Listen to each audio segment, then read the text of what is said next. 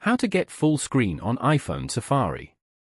To get started, first of all go ahead and open up the Safari application on your phone. Safari is the default web browser on iPhones, developed by Apple. Once you're here, go to the search bar at the bottom.